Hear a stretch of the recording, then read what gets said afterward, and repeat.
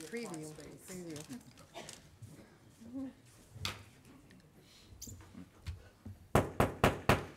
Welcome, everybody. Happy New Year. This is the January 8th meeting of the Board of Mayor and Aldermen. I get my microphone down here in the correct place. We're going to start out tonight just a teeny bit different. And I'm going to ask Mr. Stuckey if he would make some comments prior to getting started. Yes, it's a bit of a sad statement I want to just make. I just want to recognize we suffered a really shocking and sad loss yesterday morning. James Svoboda, who has served with our city for many years in two different stints in the 90s and then in the last 4 or 5 years, and most recently serving as our Assistant Director of Planning and Sustainability, passed away suddenly early Monday morning.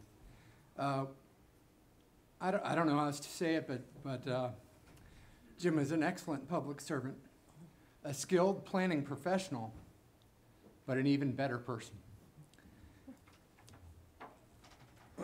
Jim brought a passion for this community. I can't say it any other way, but Jim loved Franklin, and Franklin loved Jim. And we will miss him deeply. I do want to share with you all some specifics around his visitation and services. Friday afternoon from 4 p.m. to 8 p.m. at Williamson Memorial will be a visitation. His funeral service will be Saturday at 10 a.m., also at Williamson Memorial, with a visitation an hour before that service. Please keep Jim's family, his friends, in your thoughts and prayer during this season of difficulty and loss, and just thoughts with our city family as well. Thank you. Thank you, Mr. Stuckey, and I would echo Mr. Stuckey's comment. Jim was a trusted advisor to many of us on the board. We knew that he was someone that when we went to him, he gave us direct answers, didn't beat around the bush. I've known Jim for a long, long time, knew other communities that where he had served, and always had great respect for Jim. You know, many of you in this audience may not really realize what a tight-knit organization we have in the city. We have 700 employees. We have a city administrator that I think probably can name every single one of them. And every one of them works every single day, just like Jim did, to make sure that your services are on time, that your community is the type of place you want to live.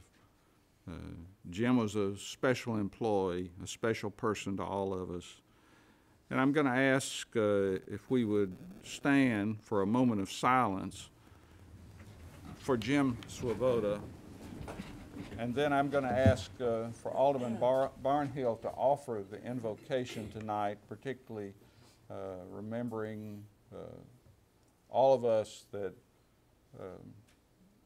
have pain related to the loss of Jim Svoboda, and particularly his family at this very difficult time. So let us have this moment of silence, and then I'll ask Alderman Barnhill after that.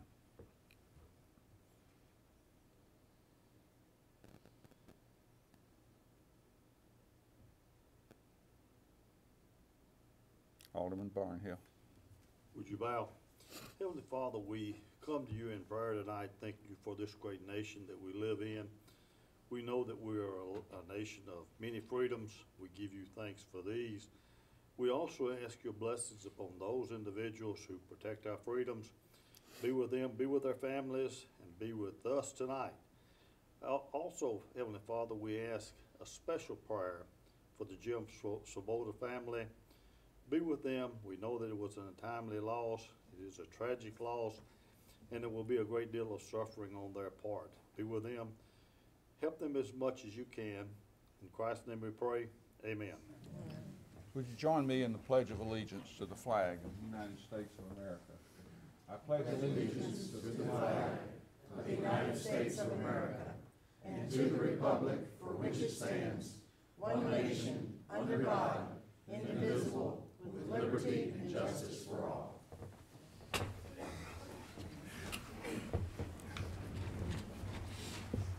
The next item on the agenda are citizen comments for items that are not on the agenda. I have no speaker cards for items not on the agenda, and I don't see anyone rushing to the podium, so we'll move on to communications from the Williamson County Commission. I did see Commissioner Landrum here. Are there any other county commissioners here? Please stand up so everybody knows who you are. Commissioner Landrum, thanks for being here. And next is approval of the minutes, consideration of approval of the minutes from December 11th, 2018 work session and December 11th, 2018 Board of Mayor and Aldermen. Appropriate motion by Alderman Peterson. Is there a second? Second. Second by Alderman Berger. Any discussion? Seeing none, you ready to vote? All in favor say aye. Aye. Opposed? Passes unanimously. Are there any recognitions tonight or any miscellaneous reports? Seeing none, we'll go on to the consent agenda. All items under the consent agenda are deemed to be non-controversial and routine in nature by the governing body. They will be approved as recommended by committee or staff by one motion of the governing body. Items tonight we're considering in the consent agenda are items number 14 through 18. Appropriate motion, seconded by Alderman Martin.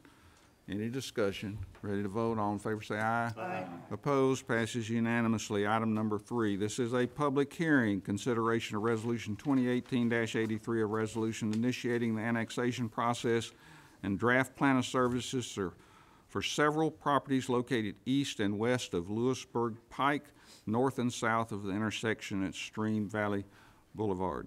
Chris. Good evening, Mr. Mayor and Alderman. My name is Chris Andrews with the Planning Department. Item number 3 is consideration of draft plan of services for properties along Lewisburg Pike. There are 10 of them. Properties included in this proposed development are contiguous to the city limits to the east of Lewisburg Pike, adjacent to the Stream Valley PUD subdivision. Additional properties proposed to be annexed to the west would be contiguous to properties at the intersection of Stream Valley Boulevard, as well as property at the intersection of Bushnell Farm Drive. The northernmost subject property on the east side of Lewisburg is within the single-family design concept within Envision Franklin. The rest of the properties are within the conservation subdivision design concept, and the applicant's proposed uses would be supported by Envision Franklin. A preliminary plan of the development proposes approximately 700 residences, including single-family residences, big house units, and duplexes. And the conservation subdivision design concept suggests a minimum of 50% natural open space to be preserved.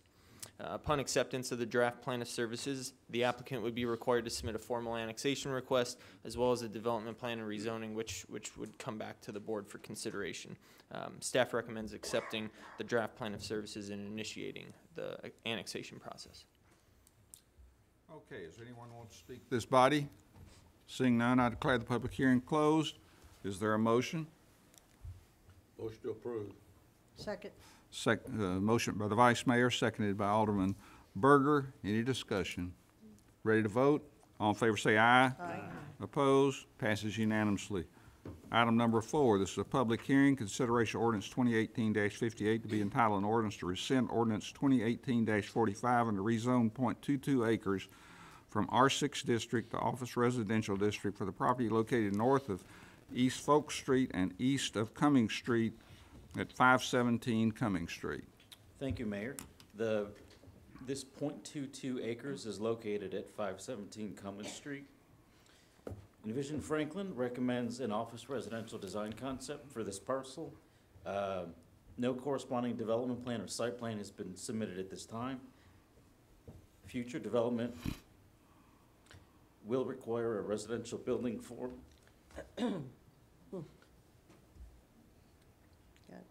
conform with the office residential design concept. Staff recommends approval of this item. Does anyone want to speak to this body? Seeing none, I declare the public hearing closed. We entertain a motion. Appropriate motion, seconded by Alderman Martin. Any discussion? Ready to vote? All in favor say aye. Aye. Opposed? Passes unanimously. Item number 5, this is a public hearing, consideration of initiating the annexation process and draft plan of services, Resolution 2018-101 for the annexation of the Bennett property at 4321 Long Lane by the City of Franklin, Tennessee.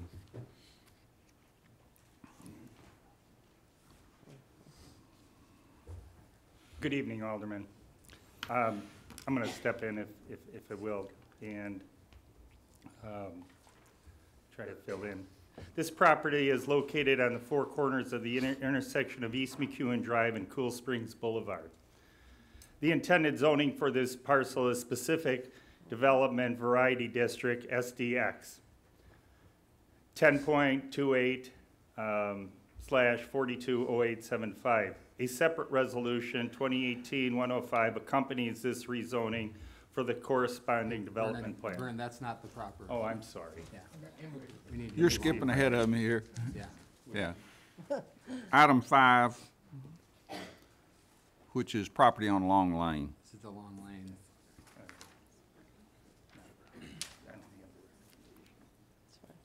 Okay, I'm sorry.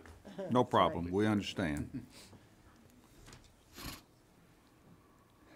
This property is contiguous to the city limits on the eastern edge of the Williamson County Agricultural Center and south of the Ladd Park neighborhood. Envision Franklin recommends a regional commerce design concept for all properties south of Long Lane in anticipation of the extension of Carruthers Parkway and realignment of Paytonsville Road. The proposed use, as discussed thus far with staff, would be supported by Envision Franklin.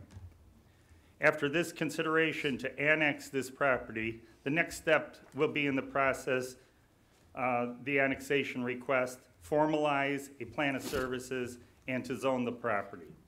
So long as there are no changes to the nature of the proposed use, staff will be recommending a general office zoning district. A GO zoning district would not require a PUD, but would require a site plan. Staff recommends proceeding with initiating this annexation process. Thank you. I have a number of people that want to speak on this item. I'm going to call out your name and ask that you line up at the podium, starting with Steve Abernathy, Scott Myers, Michelle Sutton, Joey Blakely, Allison Dudica, Greg Ross, and Nate Winters. Tonight, because of the number of public comments, we'll limit your comments to 2 minutes. After your 2 minutes is up, the bell will ring. If you're finishing what you're saying, I may give you just a little bit of leeway. If you're saying the same thing that the person just said, it's okay to say you agree with the person rather than saying the same thing again. So, Mr. Abernathy, you're recognized. Your 2 minutes are started. Thank you. I live at 152 Clyde Circle in Ladd Park, been there since February of 2015. I'm in favor of this resolution to proceed with initiating the annexation process. I believe that the refuge will be a welcome addition to our community along Long Lane. You know, if you come off of Paytonsville Road on Long Lane and go 1 mile to the entrance of Ladd Park, you've got a truck stop, you got a restaurant, you got a power substation, you got a pet hospital, you got an RV repair center, trailer repair center, of course, the ag center. And I think the refuge center would be the best looking facility we could have along and create a buffer for our neighborhood. You know, we're lucky to live in Ladd Park because on our northern boundary, we've got the Harpeth River, and we've got a park that's going to be built up there, 188-acre park plus floodplain. On the east boundary, we've got the Harpeth River and floodplain over there protecting us. The west boundary is protected with the Baskin Farm and I-65, and the only area we've got that's vulnerable is Long Lane. If you look at this map with the property we're talking about here, over a quarter mile of from the entrance to Ladd Park, main entrance to, on Alfred Ladd Drive, is cleared with the refuge center and the water towers and the cell phone towers. So it only leaves a quarter mile more to deal with. And most of that property is owned by people who are residents on Long Lane, so it's up to them whether they sell it or not. So when you look at everything considered, I believe that once the refuge center is there, it will be a plus to the neighborhood, not a negative, and will create a proper buffer. So thank you for your time. Good evening, Mayor, Alderman. Wouldn't it be great if there was an Go ahead and alternative? say your name, I'm sorry. Scott. Yes, sir. I know Scott who you are. Myers. I live directly across from the proposed property. Will be affected more than anybody negatively. Wouldn't it be great if there was an alternative site that was much better suited than the Long Lane current residential area? Wouldn't it be great if it was only located 1 mile from downtown, only 2 miles away from McEwen and I-65 interchange, which would be a lot more convenient for the clients than having them drive all the way down the interstate? Wouldn't it be great if all the utilities were already installed and in place, and it was already in the city and only had to be rezoned and not cause all the problems it's causing? Wouldn't it be awesome if there was an existing public transportation system making it extremely convenient for clients to reach the refuge center? Wouldn't it be great if it cost 25% less per usable acre, since it's 5 acres instead of only 3 usable acres? And the site would provide 40% more growth opportunities in the future. So when the refuge maxes out in the small site that it's currently looking at, they'll be able to service more clients. There's some good news. The good news is that there has been a site made available. It is located on Liberty Pike. You gotta be kidding, 5 acres on Liberty Pike. It's right next to a church. How convenient is that? It's located within a half a block to Matt Catcher Parkway. All the existing utilities, like I said, are included. Wouldn't it be great if it was considered, and it would be a win for the refuge, a win for their clients, a win for the donors that support the refuge. It would be a win for the city of Franklin. And most of all, to me, it'd be a win for the residents of Long Lane and Ladd Park that would be negatively affected. I hate to say it, but ultimately the question is, because I feel it's going to come down to this, is it worth the political and financial investment to possibly condemn my property and 3 other properties, or, I'm sorry, I got distracted, condemn Long Lane private property for utility easements, while the commercial enterprise that the refuge is, even though they are nonprofit, they are commercial, they don't even pay sales tax or property tax. Does condemning property for the financial gain of the refuge owners or founders who do not even live in Franklin make sense? Thank you. Mr. Blakely? Joey Blakely, thank you. The condemning of property that Scott refers to would be a potential sewage run that would run through my 2 plots that I own on Long Lane. And as the only city tax-paying resident on Long Lane, I want to make one thing clear. I'm against this. I don't think it's the right fit. I don't think it's the right area. This is residential property right now in the county.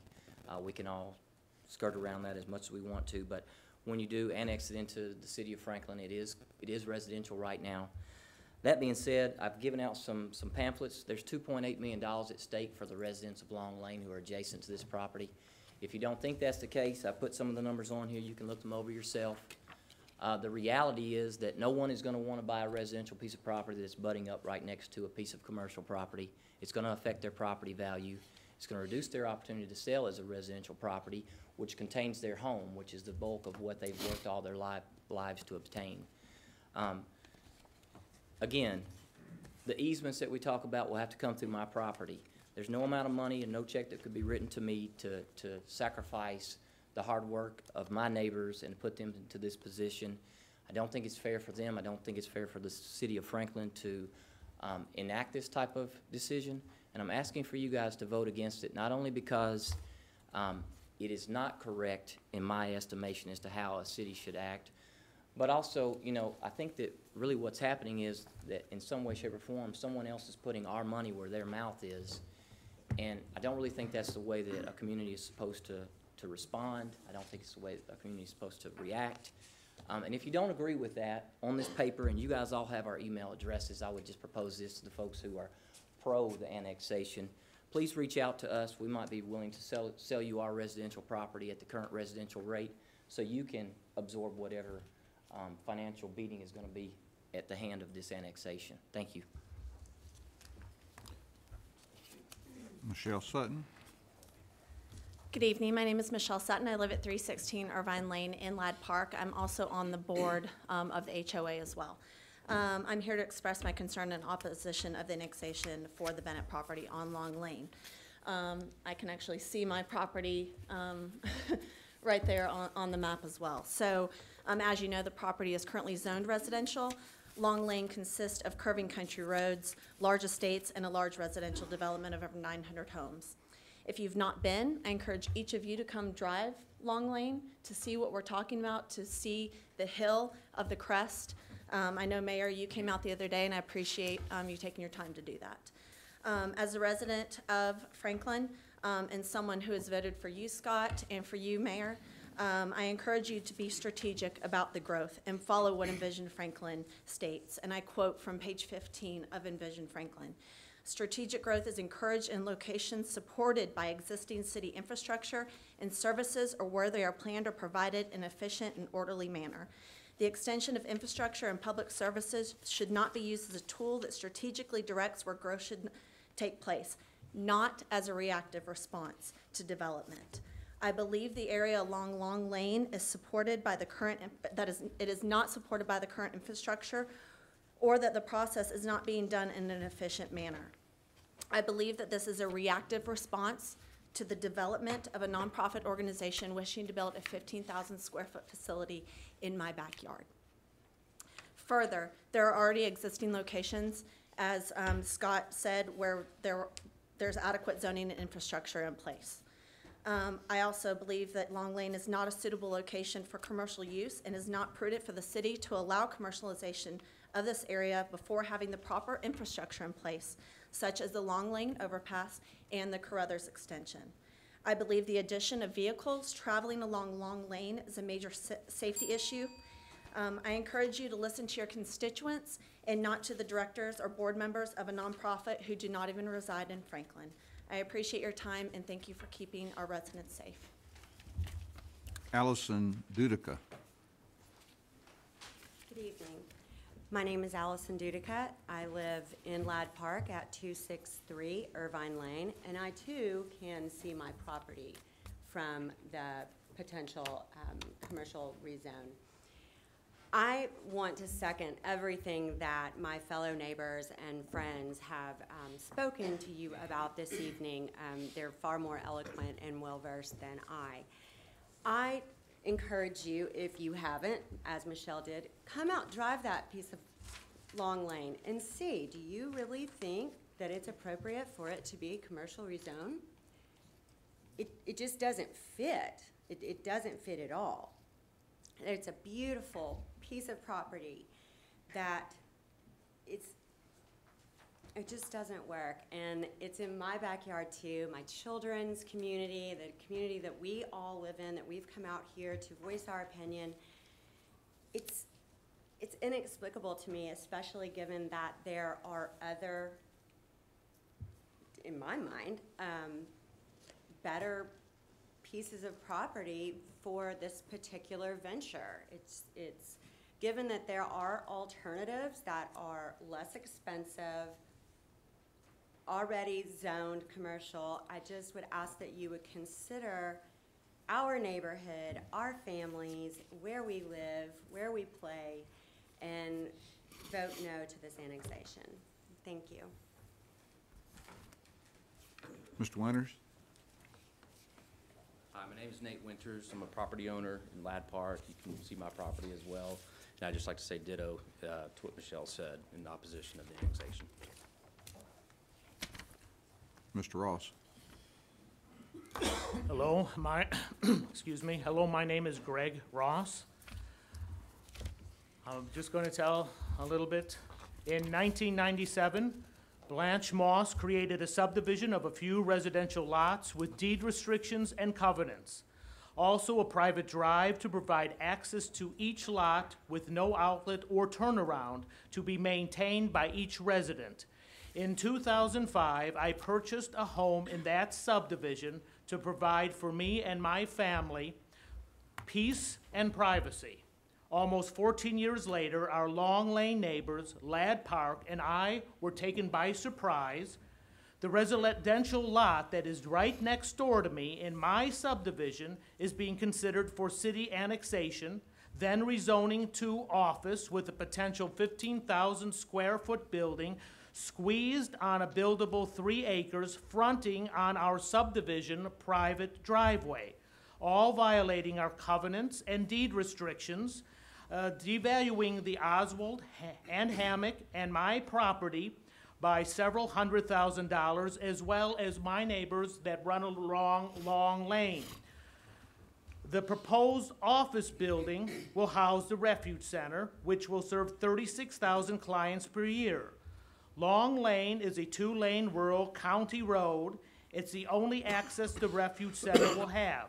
That much added traffic tends to lead to congestion, which creates risky behavior, speeding, passing, anger, etc., resulting in accidents.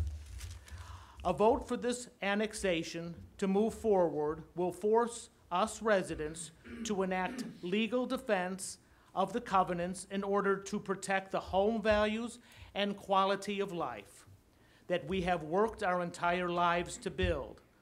I am asking for you to vote against moving forward with this annexation request. Thank you so much for your time. I declare the public hearing closed. I didn't miss anybody in these that, okay, I don't see anybody else coming up. So I declare the public hearing closed. Entertain a motion. Move for approval. Appropriate motion, I'll second it. seconded by Alderman Speedy. Open for discussion. Alderman Berger? No. No discussion. Alderman Peterson? I just want to make a comment about the thing that we see up here on the boards. If you look in Envision Franklin, along the current city limits on both sides of it, it doesn't just show the idea of commercial office and things like that. It shows a wide green area which is for conservation because of the, I guess, the crest, the hill that's there. And so really even half of this particular piece of property is shown in that green. Please, go ahead. Alderman Peterson is correct. The map is not correctly showing areas that are in a conservation design concept, which would prohibit any development. It follows what in our zoning ordinance is the hillside overlay protection, and it is the area on the preliminary plans that the applicant has submitted that the trails and tree preservation is going to be located. And we can, if it's the board's pleasure, we can have the map updated to reflect the accurate dimensions of the conservation design concept. Please. Thank you. Other comments? Go ahead. Alderman Speedy. Sure, and I guess, we're here talking about requesting the initial steps of annexation, and I think Vernon Garth has laid it out well, and this is a property owner asking for annexation. It's contiguous to the existing city limits. It's in the urban growth boundary. And I agree, the Envision Franklin, labels this regional commerce, that we only want development where the infrastructure is going to be supported. We just went through the next phase of the capital investment plan, and I think we've all seen the initial results of that. The Long Lane overpass was by far #1 on the transportation rankings. The widening of Carruthers Parkway from 2 lanes to 4, I think, was on the top 10.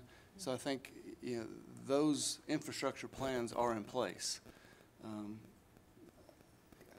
We've seen the initial, I guess, site plan. It is going to be well protected with the trees, the screening. I will say, just personally, I didn't know the Refuge Center existed until about 3 months ago, and they're in my subdivision. I live in Forest Crossing. They're in the front of my subdivision. So I've heard some of the traffic concerns. I've never seen any traffic coming out of that place during the day. And I can say that my property values have appreciated in the last 9 years that they've been there, and they're leaving. And I appreciate the comments from Mr. Myers, but I really don't think, looking at an alternate site location is something that this board would be responsible for, maybe the board of the Refuge Center. So I guess for those reasons, I'll be supporting it. Mr. Mayor, I have another comment, but I think. Alderman Martin, then I'll go to Alderman Peterson. We've had an invitation to come to the area. I've been several times, late as yesterday. I've traveled the roads. I've looked at the Ag Center, it's my understanding that that is not going to be there forever. That will be developed probably into something else. When you have vacant land next to you, and there is vacant land out there, that is the most vulnerable land you will ever have. And don't count on it being the home for cows forever. Because we all live in one of in the fastest growing area in this state. And you can be sure that all of the developers are going to be on the lookout for vacant fields. They're going to be there. I don't particularly like it, and as I've said before, when some of you came, we didn't want you either, because we thought you were going to ruin our town, but it didn't happen. You didn't ruin the town. Your subdivisions are beautiful, and we appreciate you, and you've endeared yourself to us and have made our community what it is. So, you know, I bet there are not 3 people in this room who would not benefit from some kind of mental help at some point in their lives or with their children. There may not be 3. You may be one of them. But let's don't just shut this completely out. I don't know whether this property is the best for annexation, but the way we find out is to do a study. And there's a lot of information we don't know. We've heard from everybody who's not wanted it to be annexed and all of the horror stories that go with it. We've heard from all of the people that know the benefit or have had benefit of the refuge center. And we don't know until we do a study. So I will support the study of annexation. Alderman Peterson, would you let Alderman Branchford go since she hadn't made a comment? I've been on the property, so you all probably know I was there. It was actually last year before the refuge center folks got involved. I've walked the hill, beautiful hill. There's a little old rundown shack up there. It's still there. So I've seen that. And Mr. Scott, I've looked over into your yard and look how beautiful the neighborhood was. And there are several properties along that one-way road. I've seen that. I was out there with someone in the early spring of 2018 looking at that property for other reasons.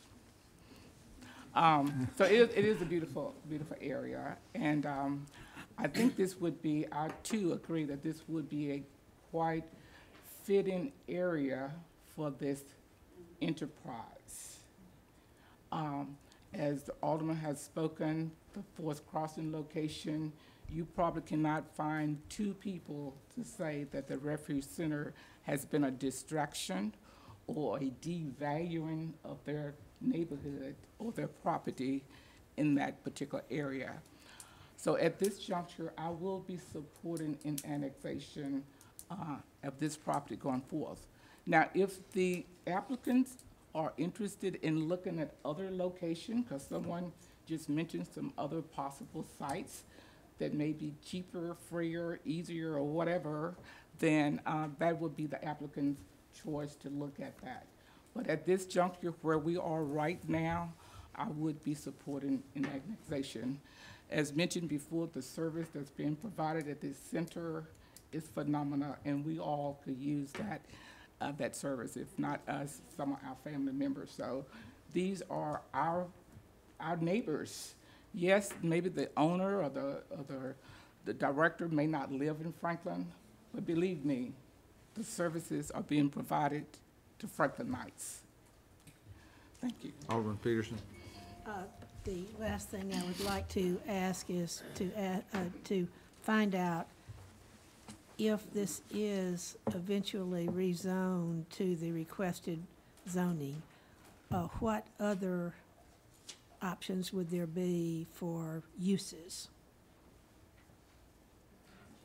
So within the general office category? That is correct. And Alderman Peterson, I can answer that question for you.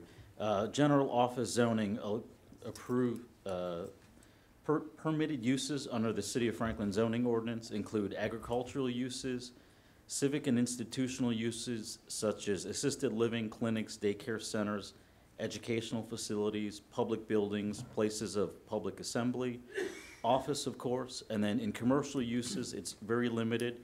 I have to retract the statement that we discussed earlier. Retail and commercial uses are allowed up to 10% of the gross floor area of the building in the general office zone. So if something is zoned, then anything that fits these ideas could technically be built on it. Could be built on the area that's not in the hillside preservation overlay. Thank you. The limited space. Correct. Okay, any other comments? I have a couple. Sure, Alderman Burke. I'm going to be supporting this plan of services because I really want staff to do their job and bring us back the information that we need to then make the final decision whether to annex the property or not. I need the information. Plan of services will give us that information. It's an in-depth study. It's my understanding that the Refuge Center has been looking for 3 years and vetting all sorts of properties all over town and in our county. It's not the city's job to vet your properties or to tell you where to go or tell you how much to spend on your property of that sort. I've gotten a number of emails looking at one here, and there are so many things that as a free enterprise in a capitalist society that we don't get involved in. It's a private matter between people. And so another thing is South Carruthers and Long Lane, there's going to be a lot of changes in that area coming in the future. Who knows what's going to happen to the Egg Center in the future. There are a lot of changes. Roads going to be improved. So that whole area will see improvements and changes through the years. The other thing is, someone mentioned covenants and that something wasn't allowed there, but there's really nothing is really prohibited regarding annexation or zoning. Any agreements that have been made, there was something that said was an existing residential subdivision covenant covering that proposed site. But these are private agreements and would not impact the city's ability to annex or zone. The other thing is, someone mentioned, many people mentioned, well, there's not a traffic study, there are not all these information about utilities, undergrounding, easements. That's what a plan of service is going to do for us. Plan of services is going to give us that information. We need that information to make the final decision whether to annex or not. And I appreciate everyone's comments, but I'd like to see our staff give us those plans, and I'm looking forward to that, and I will support it tonight. Alderman Clendon. I'm going to support this step, but only because I'm convinced that regardless of the fate of this particular applicant's process, if it is ultimately denied, we will see another applicant, and we might as well know now what we will learn by taking the next step. Not knowing that kind of puts us in a position of not being able to make good plans. I leave open the possibility that the taking this next step reveals or convinces me that it should remain residential or otherwise. So I'm not committed to supporting a result for the zoning, but I am interested to see what the inquiry that is involved in the next step reveals. Okay. Vice Mayor, do you have a comment? I'll also support this, but basically, this is a planning process for us, and it's been said, there's no need to be repeating what everyone else has said. We need to know what is available and what is accurate, what is a desired use for this area. And I don't want to obscuring one, but guys, you ain't seen nothing to what's gonna go on I-65 south, on both sides, on what's up in this right here that we're doing in Stream Valley tonight, and what's gonna happen. There's some more buildings, all of that Long Lane stuff is going on. I think it was mentioned that Long Lane and the overpass, that was my #1 capital project, #1. Out of $644 million that we could pick from, I picked Long Lane and the overpass and all the development going on that I expect to go on down there. I picked that as the #1 project for the city of Franklin to work on. So I'm gonna support this. I wanna understand as much as I can about what's happening there and what's going on there. And again, I don't wanna burst anybody's bubble, but it's not my responsibility or the board's responsibility to locate the property for this particular applicant and to steer them to another piece of property. It's not the board's responsibility to do that, okay? So I'm not gonna, that's fine that there's been 5 acres shown that's available, but it's just not my responsibility to do that. Any other comments? I'll just say, I suppose there's no great objection to going to the plan of services, but really, whenever I look back on Envision Franklin, that little piece right there should not have been included in the commercial and office. It's just really cut off there. We couldn't hear you. I'm sorry, I said, whenever I look at the plan and the map from Envision Franklin, that very small piece there to the right of what is the conservation area that they actually recommend, which kind of goes right down on both sides of that red line that's up and down there. I think that probably that part of it to the east there should not have been included even in Envision Franklin. Very honestly, Envision Franklin was so huge and everything, I never thought about looking at that little piece there. But once I did start looking back at it, I think probably that little piece there that's been shown on the real Envision Franklin map should not have been included. So that's the reason I'll be voting against it, but. One more comment. I think the applicant has a great many hurdles to overcome, and I think you've listened to a lot of them tonight, some of them tonight. You know, it might behoove you to look at what you were asking for and what your location is and everything else that goes along with it. Because I've heard comments tonight, it's gonna be really difficult for sewer availability and for sewer to be run. And, you know, that's, you've got to look at everything when you go to start looking at these types of projects. Okay, I'm going to declare the public hearing closed, and I'll entertain a motion. We did. I made a motion. Right. You're exactly right. Y'all have been discussing so long that I'm confused. He got caught up. So I'm ready to vote. Or, I don't get to vote, but y'all are ready to vote. So all in favor say aye. Aye. Opposed? No. Motion passes 6-1. We'll move on to item number 6, and thank you for correcting me. I was not asleep. Item number 6, this is a public hearing, consideration ordinance 2018-60, second quarter 2019 budget amendments. Motion to approve.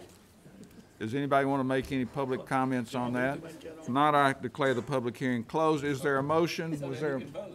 Motion approved. Second. Seconded by Alderman Berger. Any discussion? Ready to vote? All in favor say aye. Aye. Opposed? Passes unanimously. Item number 7, this is a public hearing, consideration ordinance 2018-43, an ordinance to rezone 22.07 acres from the detached residential R1 to the specific developmental residential SDR 42.04 district for the property located north of South Carruthers Road and east of Carruthers Parkway, 4338 and 4340 South Carruthers Road.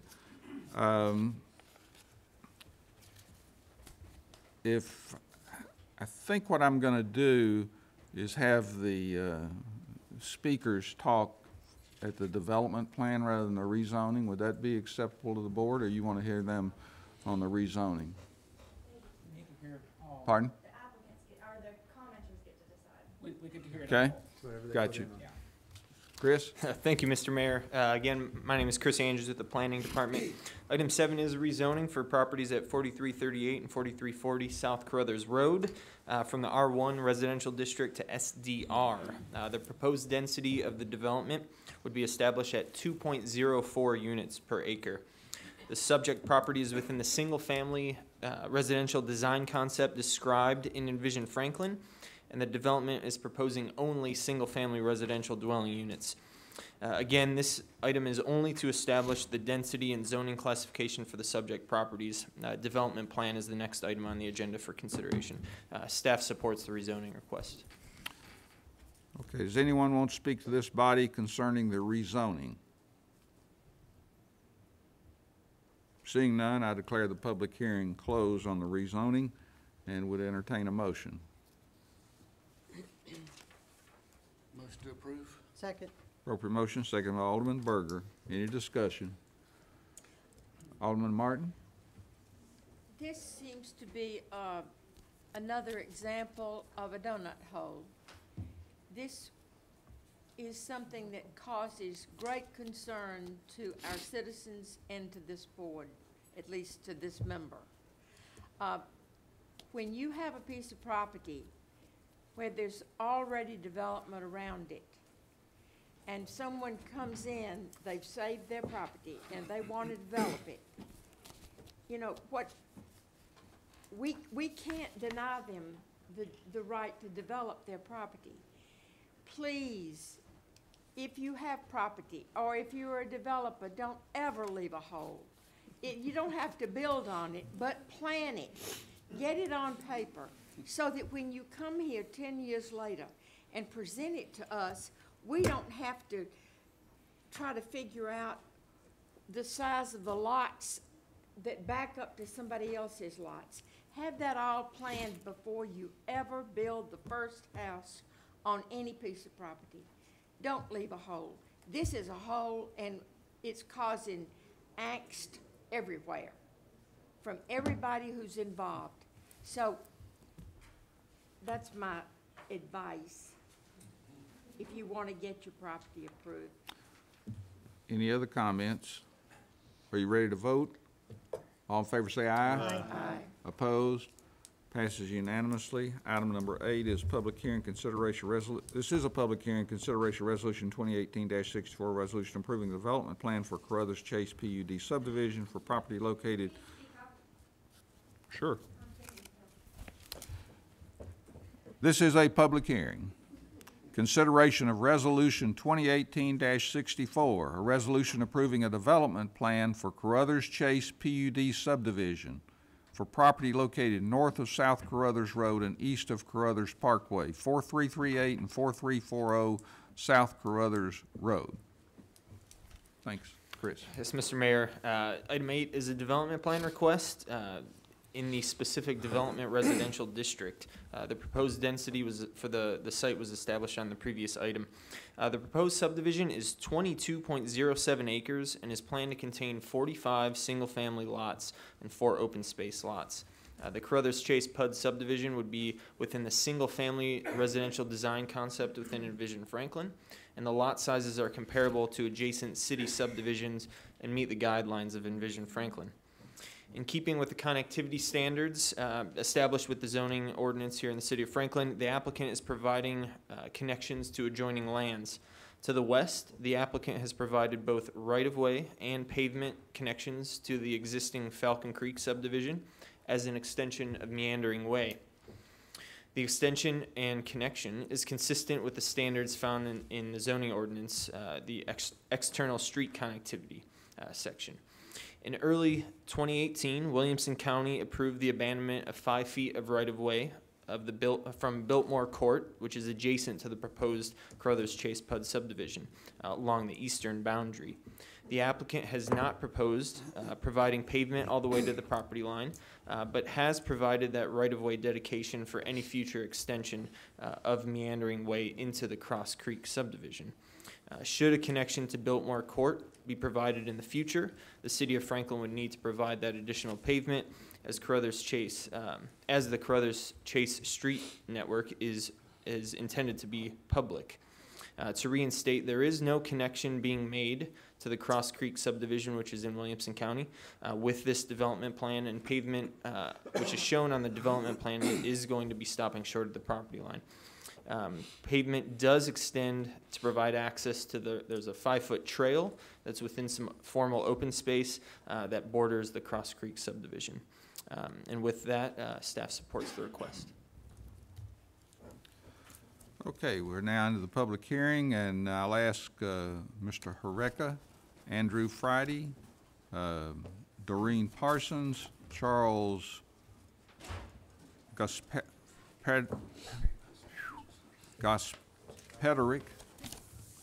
Heather Zimmerman, Cecil Rowe, Philip Zimmerman, and Wendy Warnica, in that order. And we're going to allocate 2 minutes to each speaker. Thank you. Mr. Mayor, Alderman, thank you for this opportunity to speak with you and talk about our concerns. My name is Dan Horica, 26-year resident of Cross Creek subdivision at 505 Biltmore Court. We're on the very southwest corner of Cross Creek, as you can see in the map on the very back. As I sat and listened to the work session today, and every developer that come up here, they talked about compatibility, talked about Envision Franklin. Every one of them talked about it. Heard Mr. Andrews say this meets the compatibility of Envision Franklin. If you look at the property in the very southwest corner, and you look at the 4 lots, the 65-foot lots right up next to the 1.33 acres that we have, you see that it doesn't meet the compatibility of like-kind properties next to each other. We knew this property was going to be developed at some point. We've been there 26 years, and we accept that. We just hope that whoever did it would do it with the integrity and fairness that would be good for us to live there long-term. With 4 lots right up next to our acre lot, it just doesn't seem like it meets Envision Franklin, nor does it seem fair. The second issue is Envision Franklin talks about build walkways along rivers and parks and make sure that, you make it a very nice place to be. Well, they built a walkway, but it's not along a park or a river, it's along our yard. If you look at where the walkway is on that map, it walks 2/3 of that walkway is our backyard. So what they're gonna see is my family in a jacuzzi, or my family in a swing set, or my family on a trampoline. They're not gonna see a river or a woods or a park. It looks like they were trying hard to make it look like they wanted to meet Envision Franklin by adding a walkway, but it actually is in our yard. So I ask you, I plead with you, please do not approve this plan as it sits today. Please make the modifications that they need to fit compatibility, as you did with Carruthers Park along the other side. So thanks for listening to me. Mr. Friday? Mr. Mayor, could we have, good. Is that what you want? No, right no, there? no, the one that has the lots on it, I think it's Carruthers Chase Development Plan. It would be like Let's see which 1, one 2, that 3, was. 4, about the 5th one, I think. The last one before the public's notice. 10-4-18. Has 10-4-18 Thank on you. it? I think that's it. Yes, it is. And then go on over, oh, good, you got it. Thank you. Yes, thank you.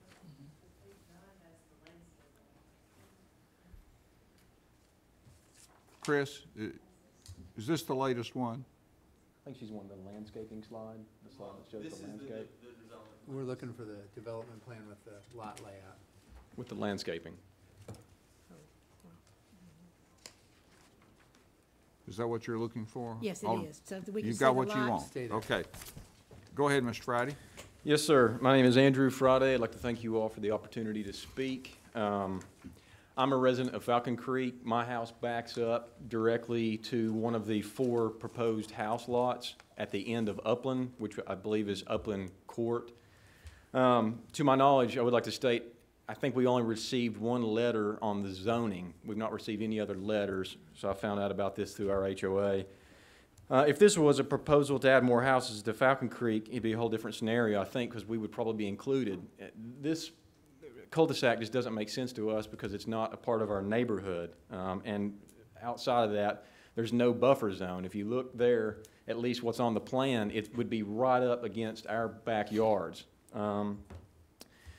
And really, it doesn't really mention standards for these lots.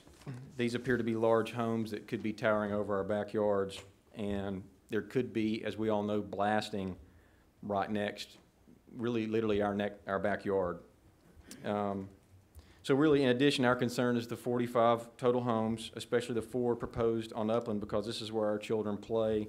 A lot of neighborhood children actually play at that end of Upland, the dead end. We're also concerned with potential traffic of people zipping through the neighborhood to enter and exit these newly proposed homes. My wife and I chose to purchase a home in this neighborhood to raise our children. We have a 3-year-old little boy and a 6-month-old little boy, and the thought of heavy machinery and blasting is daunting, to be honest. And the biggest concern is, where would the heavy machinery access that court? So we understand that, you know, development is a part of growth, but we ask you to please consider these thoughts. Thank you for listening to our concerns. Thank you. Ms. Parsons? Good evening, and just want to say we're very sorry for your sad loss. We are very happy and proud to be living in Franklin. We're from another country, but we're proud American citizens. We love your fairness and that you listen to people when they have protests. So we are directly butting onto the proposed properties there, those 4 properties in that circle. About a year ago or more, they wanted to put 6 properties in there. And Mr. Gregg over there, forget his surname, he said that we will provide you with landscaping and all sorts of stuff between you and them. But now they've moved it to 4, which they said, you know, anyway, they changed it. And there's no more landscaping between us. They're butting right onto us. In fact, I really want to encourage you to go and look at that piece of land, to see the actual, my father was a surveyor. If you go and see the way that land is, it's a beautiful environmental little haven. There's a creek there. There is so much rock there. They're literally going to be blasting in our backyard, and I mean feet away, feet from our homes. And actually, Mr. Gregg told us that they were going to blast. They would have to blast. It's not a level piece of ground. It'd be a tremendous amount of earth-moving equipment and blasting, and our homes could be ruined forever. And I am an environmentalist, and I can tell you that I am very concerned, because there's not only a creek there, it's a little haven for deer. It slopes at such an odd angle that for you to put homes there, I can't even tell you how much earth moving would have to go on. And I'm very concerned about that as well. And we tried to build a home in Franklin once before, and I can tell you it's a ditch this deep, that's all. And we had to set our house back so far from it that we were unable to build on that land. And here is somebody wanting to build on our backyard and ruin an environmentally sensitive area. And I, too, am concerned about this island. It's literally coming into our subdivision, not obeying our homeowners association rules, not being subject to anyone, just coming in. Thank you for your time. Mr. Gospederick. Gospederick. Gospederick. Thanks for You're not the correction. first one. My name is Charles Gospederick, and I live at 1024 Meandering Way, which is going to, if this goes through and everything, be running up and running right into that other subdivision through that access point on Meandering Way. We have had, just in the last year, when they have opened up all these new homes, these 900 new homes out there off of Carruthers, there are times when we can't even get out of our addition without waiting for 35 to 40 cars go by. If people coming in from on Arnold Road and coming down that back way, trying to get into Franklin and trying to get over to Carruthers Road, if this thing opens on Carruthers there and has their main entrance on Carruthers, there will be people coming through that addition. And these people in that addition are gonna end up being very, very sorry they bought those 40 or 50, $500,000, $600,000, $700,000 homes there. Because they're gonna have all these people running through, and there's no way to stop them if those are public streets. They're also gonna run down Meandering Way and run over the children I don't have children young enough now to be out playing in the street, but there are some right around me that I fear for now, because there are people that come down that way anyway and just race down there. So opening it up to this street going through will just make it into a racetrack. And I've seen it before, and I'm afraid I'm going to see it again. And I really would like to see that the people on your board and everything take this into consideration, because that piece of land back there is just not big enough in where it backs up to Falcon Creek to make it viable without hurting a lot of other people. Thank you. Zimmerman? Hi there, I'm Heather Zimmerman. I live at 317 Crooked Oak Court. And I could talk about a bunch of different aspects. There's people behind me, my friends and neighbors, that can address a lot about water drainage, and I can tell you about the deer in the backyard and all that stuff, but you've heard it all. And I understand that the Glass family owns this property, and it's going to be developed at some point. I would probably want to do the same thing. I think what I want to talk about is just the devastation that this is going to be. If you look at that map with all of the neighborhoods on it, we're like the little one. We're the David. We're the tiny little plots. Some of the driveways are like 20 feet long or less. Sadly, the houses are not maybe built with the best closets, and people store their things in their garages. And the big highlight of our 2018 was we parked both our cars in the garage, which took me a month, but we did it. But we don't have little kids under 10, so I understand it's really hard. So what I would like to say is, with all the size of the driveways, and that people have to really park their cars in their driveways, it really blocks the sidewalks. And there's just such a dependency, I think, for children to find a place to play as it is. So I would just ask you to consider that as you're looking at Cross Creek, as you're looking at some of the other, we lived in Albany Point, and our kids had tons of driveway to play with. But we just don't have that now. So I just would ask you to consider that as you're looking at, I just want to say the word devastating. Again, this is really hard. And I'm not opposed to the building. I kind of see this as a gateway drug to whatever's going to come next with the Gambles. And I know you all can tell me that maybe that won't happen, but this is the real world, and we can just face it. If this goes through, and Meandering goes through, and what this is going to do, this little tiny subdivision, it's going to be much, much bigger. So I'm not really sure what that means for us. We have fall festivals, we have hay rides. Scott, you were so sweet to come to that first one, and we were campaigning. I don't even think you've been elected at that point. And just even the thought of trying to drive a tractor down the road anymore, it's going to change our lives dramatically. So we're not opposed to the building. We would just ask you to please consider that. Thank you. Mr. Rowe. Actually, I'm Philip Zimmerman. Okay. I believe I'll didn't make it. Change the order here. And I live in Falcon Creek subdivision as well on Crooked Oak Court there. You know, there are a couple of thoughts. I really appreciate what you mentioned about the donut, about the vulnerability of undeveloped land, and in that sense, I appreciate, you know, that single-family homes are being proposed, those kinds of things. I think it's really important to recognize, though, that in terms of connectivity, The Carruthers Chase subdivision is going to be a bridge to the much larger Coletta Park on the other side. It's going to open up a pathway for people to go when traffic backs up, when it's heavier on South Carruthers Road. It's going to significantly impact the quality of life in our subdivision. It's quiet. Kids play in the streets. In addition to the short driveways, we also have sections of sidewalk that are canted at steep angles. So I can't run on those. I run in the street. My son runs with me. He's 12 years old, and he gets out there, and we run together. And that's going to significantly be more difficult and be much more challenging in terms of trying to navigate the additional traffic. Honestly, it scares me. 8 months ago on Alexander Drive, we saw a 7-year-old girl get struck. That was in a residential neighborhood that provides pass-through from one section to another of town. And I'm very concerned about what opening up that small meandering drive on our subdivision is going to do in allowing so much access to so many cars back further in other subdivisions. Thank you.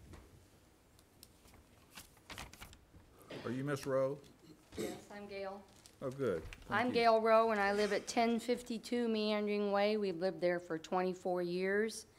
Well, here we are at another meeting about the same property, only it's got a different name again. This is number 4. Falcon Creek residents have continued to talk about the quality of our life if Carruthers Chase is approved.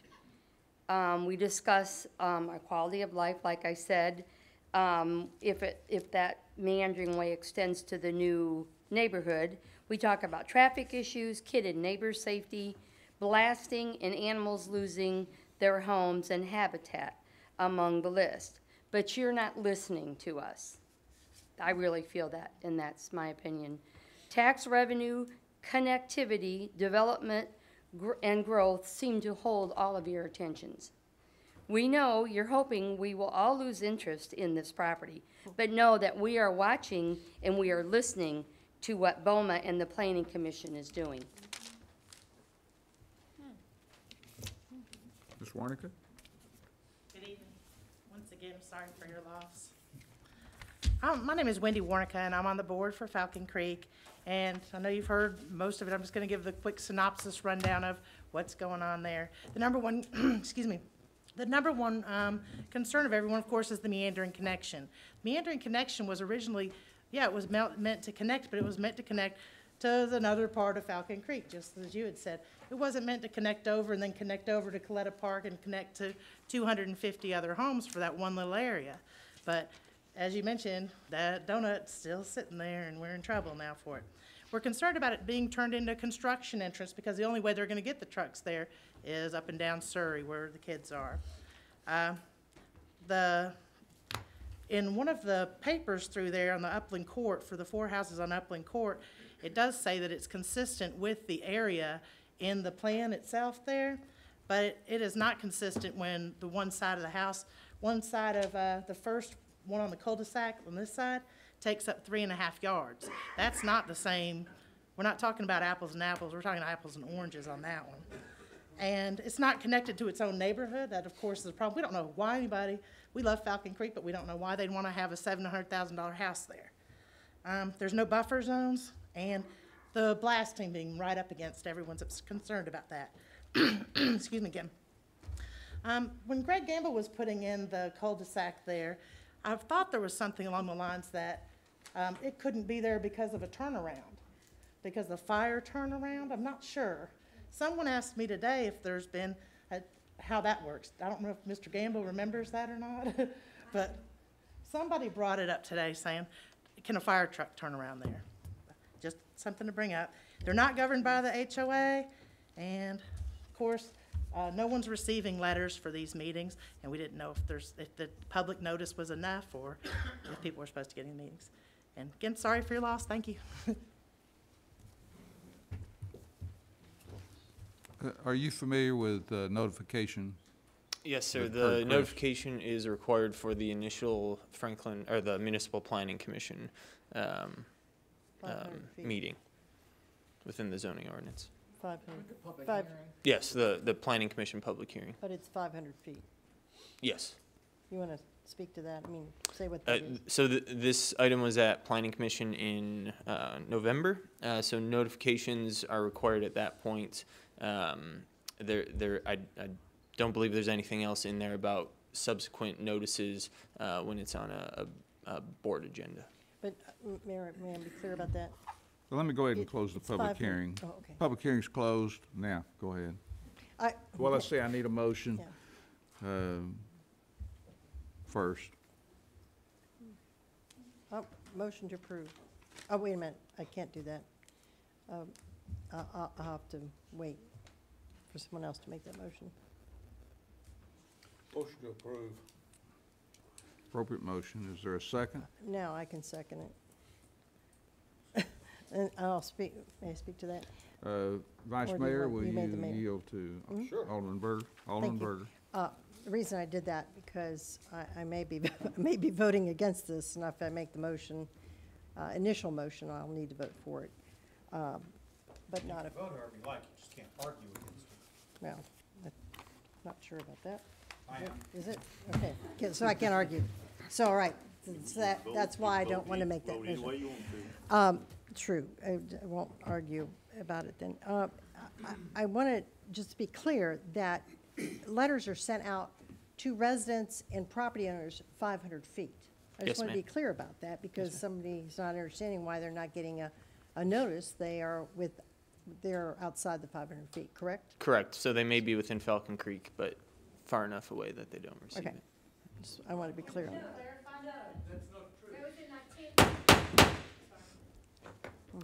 If you have a complaint or concern about the way this was handled, we need to hear about it, but now's not the appropriate time. You can share that with me in an email, or you can share it with planning, and to make sure that we're following all the rules correctly.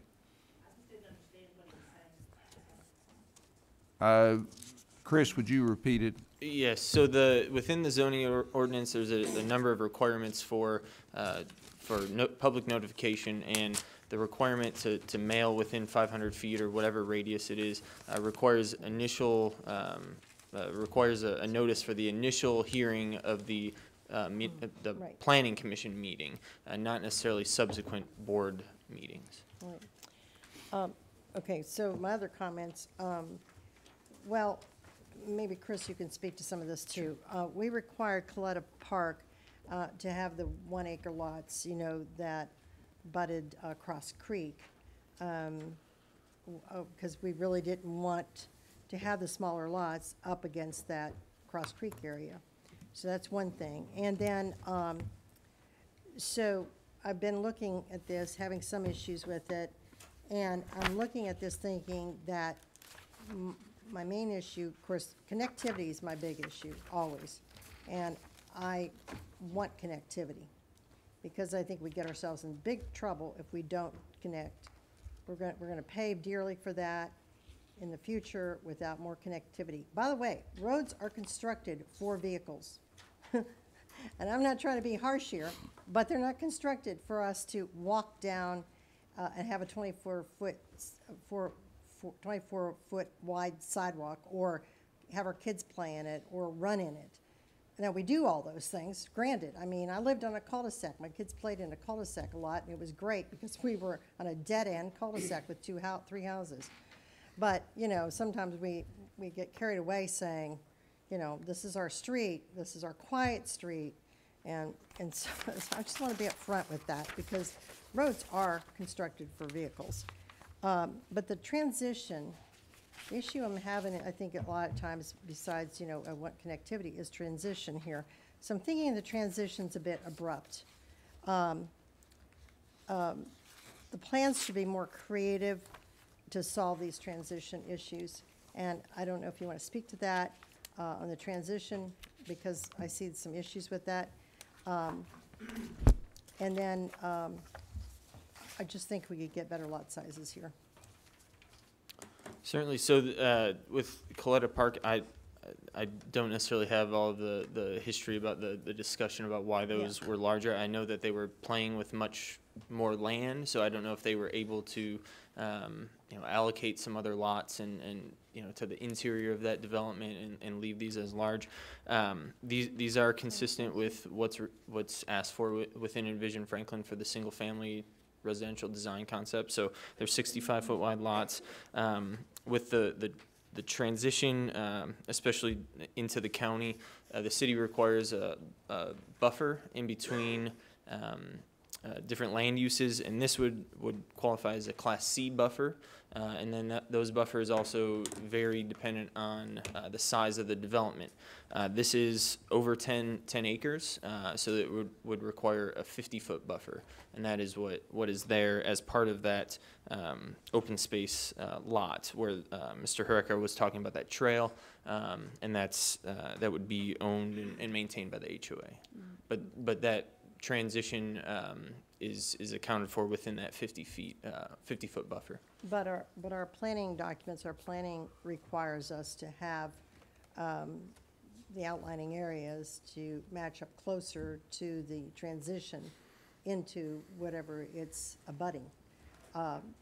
So we're having smaller lots abutting up to larger lots. So, we've always talked about that. We have talked about that, and it is a policy in Envision Franklin, but we are still in this intermediate time where our zoning ordinance doesn't necessarily align with Envision Franklin.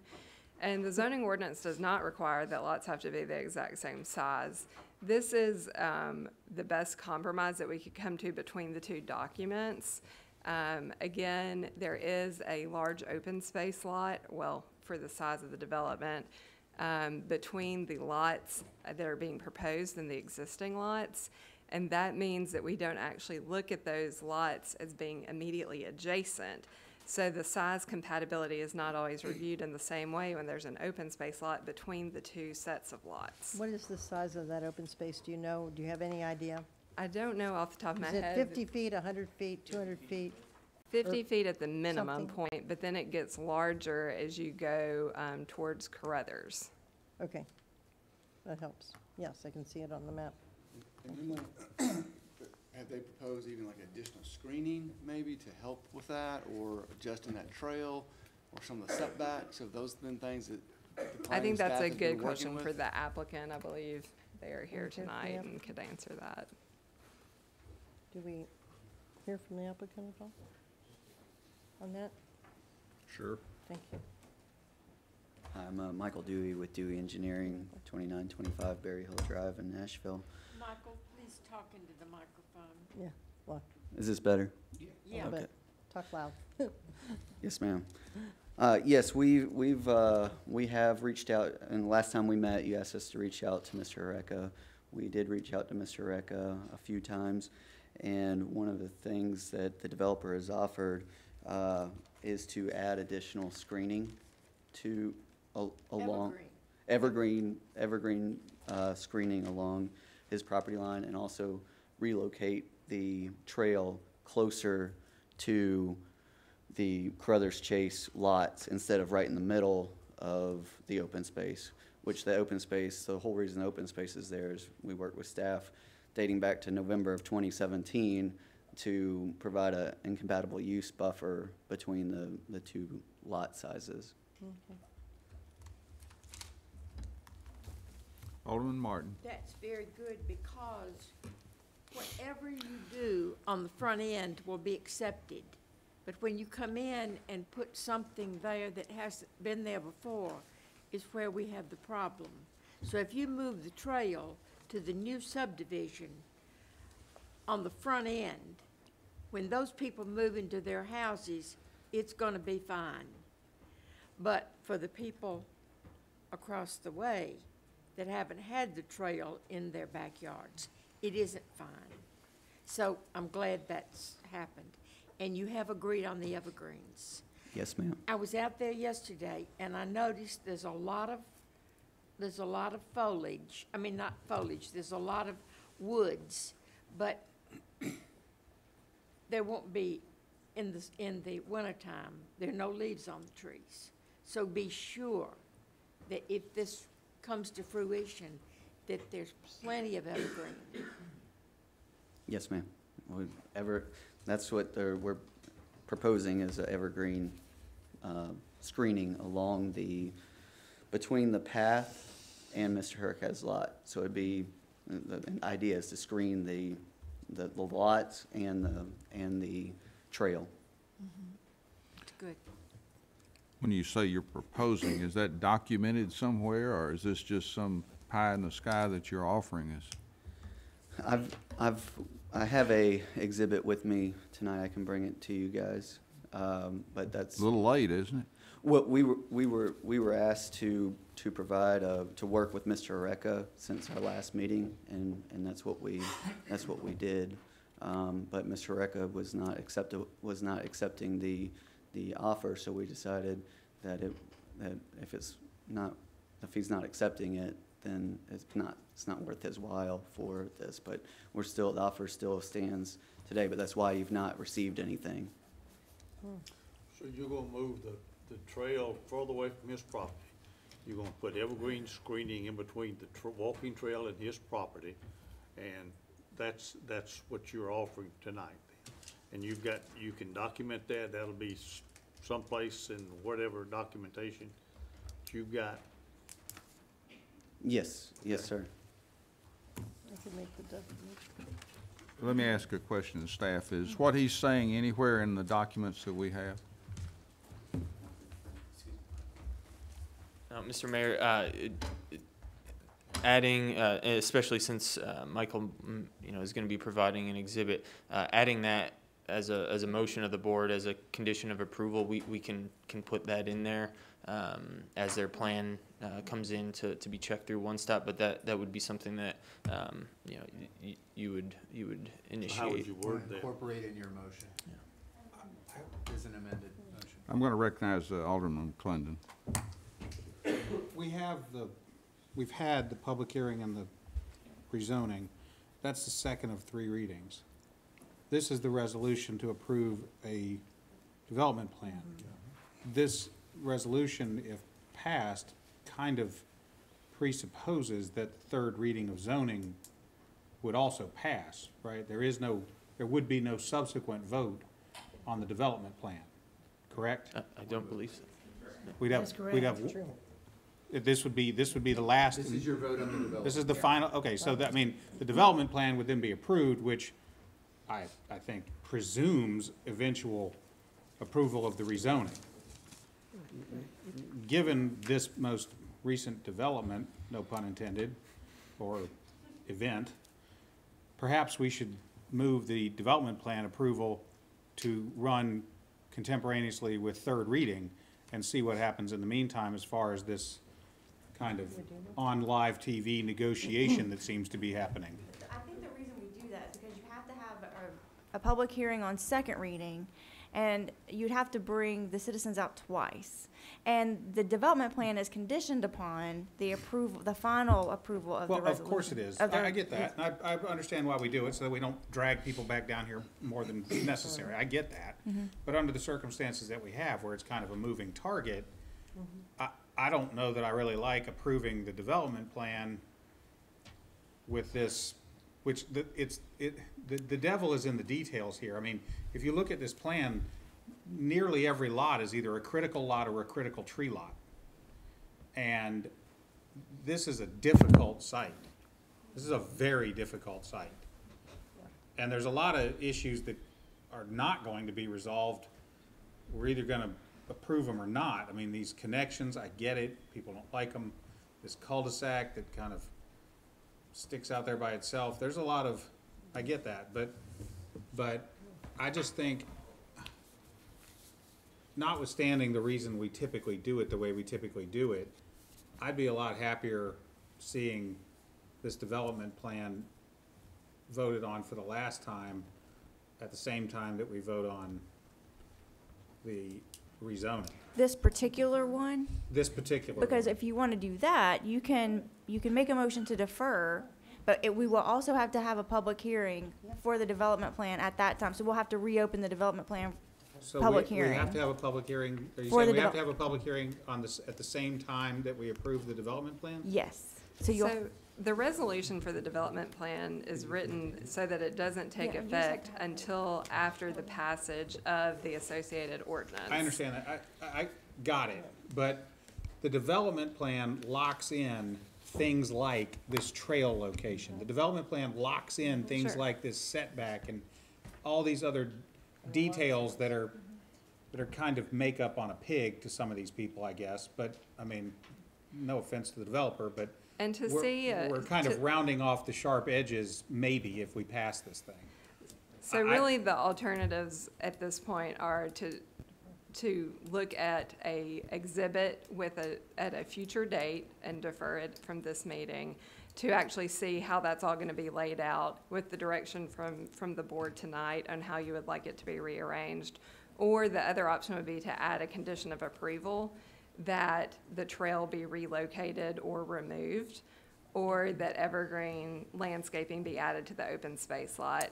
And whichever the board's more comfortable with is understandable, and we will work with that however you decide. Well, given that we've had a public hearing, and even understanding that we would have to have another, I don't know that, I mean, they're perfectly happy to come back if they like, but I don't think I would hear anything new at it. So I get that we might have a public hearing that the public chose not to come to, or some people chose not to come to, particularly if, in the meantime, the development plan got some of these changes noted on the development plan.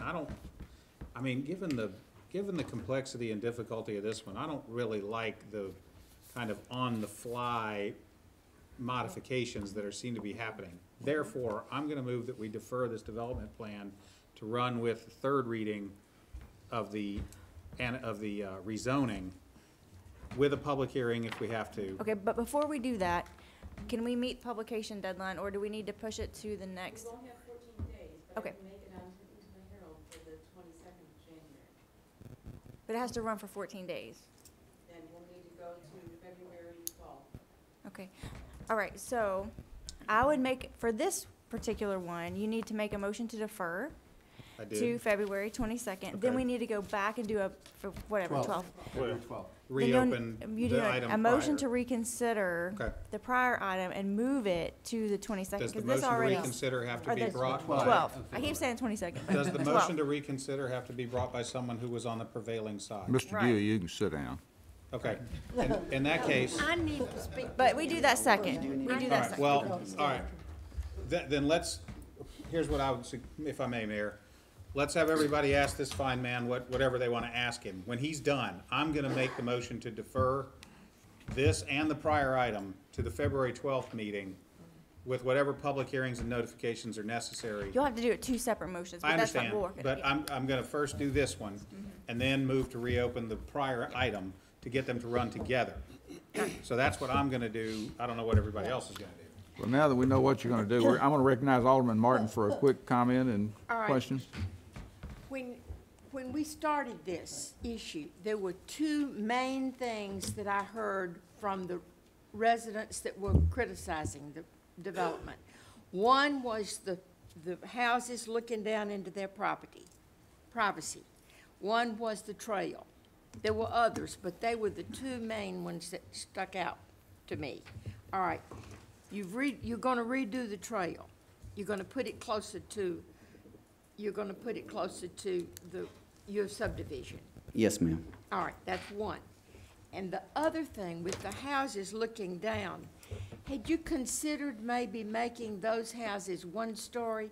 There is a tremendous outcry for one-story houses. And if you made them one-story, then that would be, at least they wouldn't be looking down into their houses. That might be a compromise. A few of you, because they're all two-story, right? They are all 2 stories. On that side of the road, the topography goes up from the main street, and so there's going to be steps. One of the main reasons for a 1-story house is for limited steps or no steps. And on that side of the street, the topography is such that you would have your finished floor elevation above your garage elevation, most likely. And so can we commit to a 1-level house,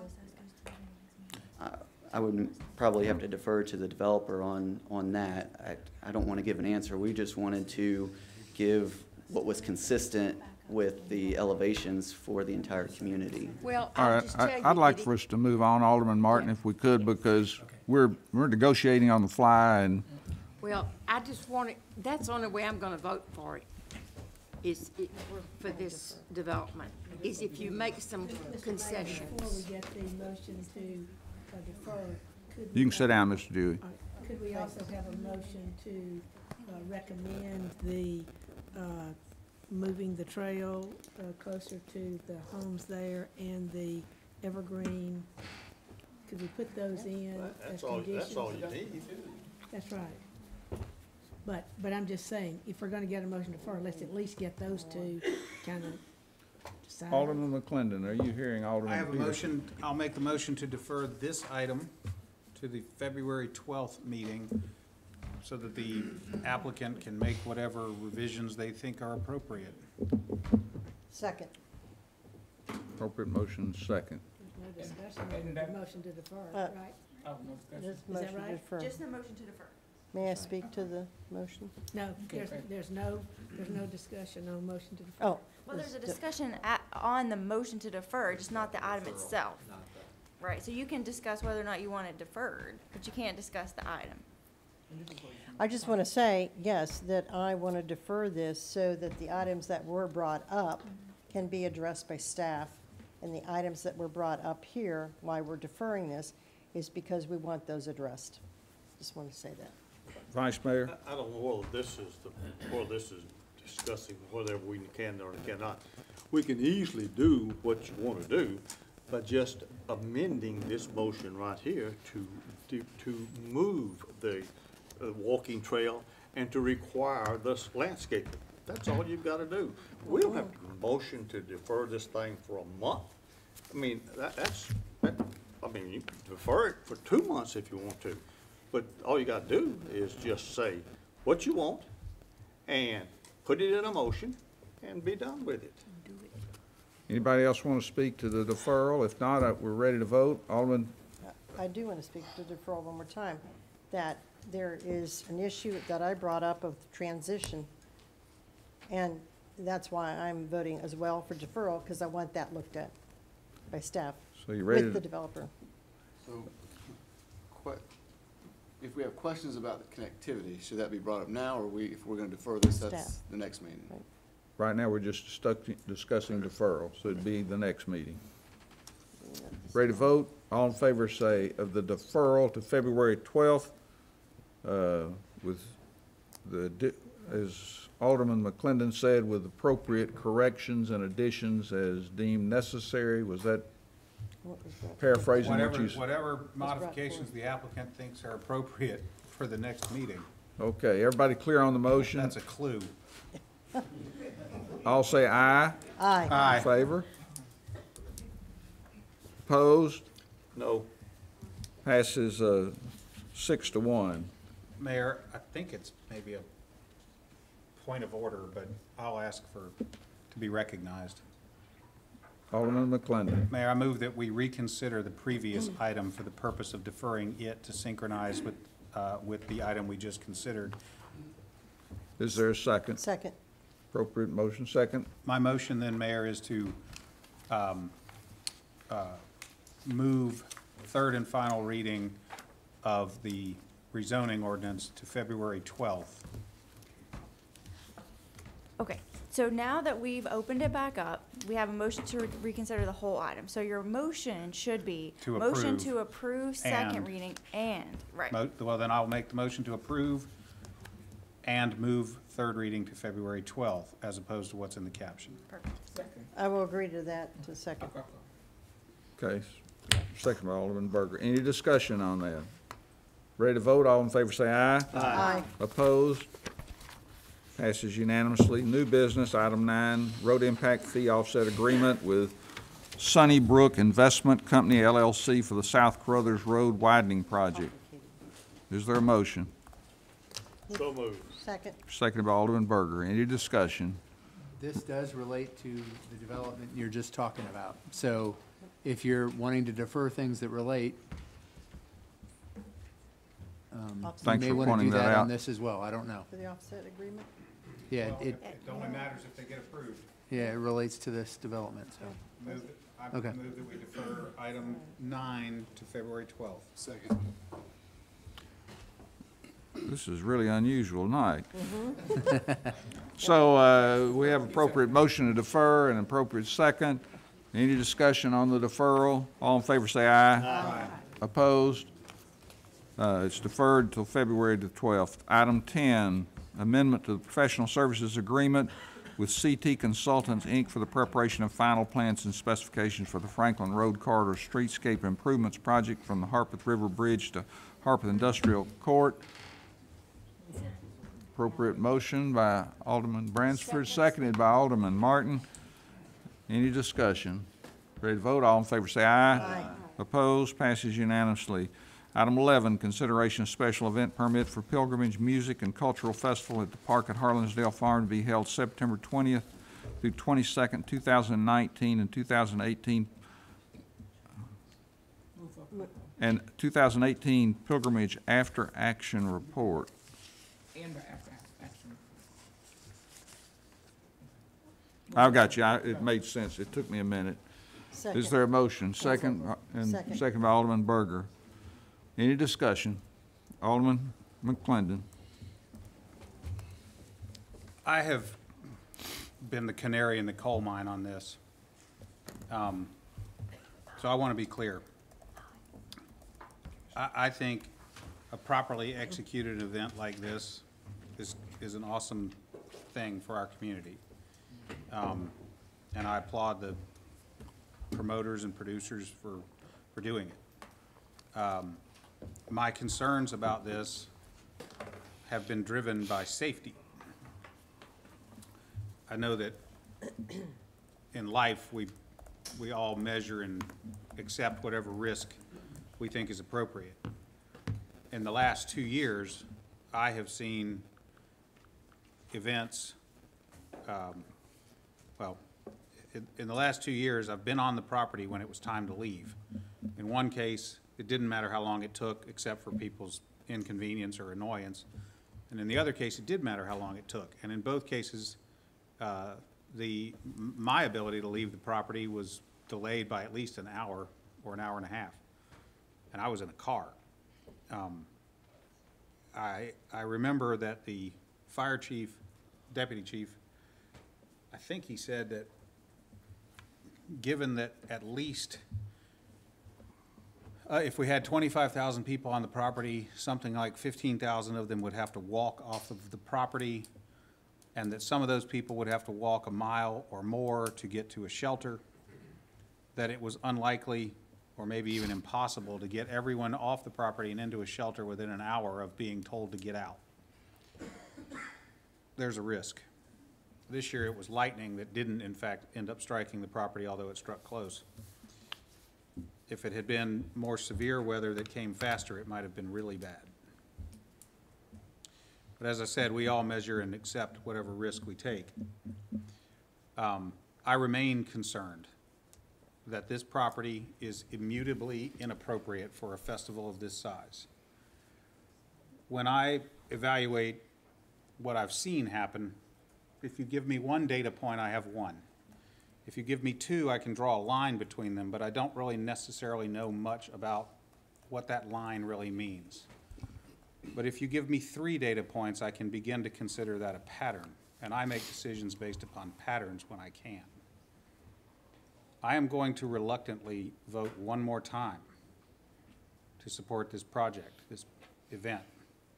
But if there is a third example of the inability to get people off that property timely and safely, not only will I never vote for it again, I will go to great lengths to convince people that I'm right about that. Because I don't want to have this city known as the place that had a festival that someone died at. So, 2 strikes. The next one, I'm going to send this batter to the dugout. Other comments? Ready to vote? All in favor say aye. Aye. Opposed? Passes unanimously. Item 12, renewal of certificate of compliance for wine and grocery stores for Publix, Tennessee, located at 5021 Hughes Crossing Boulevard in Berry Farms. Motion approved. Thank you, Vice Mayor, seconded by Alderman Peterson. Any discussion? Ready to vote? All in favor say aye. Aye. Opposed? Passes unanimously. Item number 13, consideration reappointment of John Besser to the Housing Commission. Motion approved. Appropriate motion. Seconded by Alderman Bransford. Any discussion? All in favor say aye. Aye. Opposed? Passes unanimously. I need a motion to adjourn. So moved. Second. Seconded by Alderman Berger. All in favor say aye. Aye. Opposed? Passes unanimously. Good night.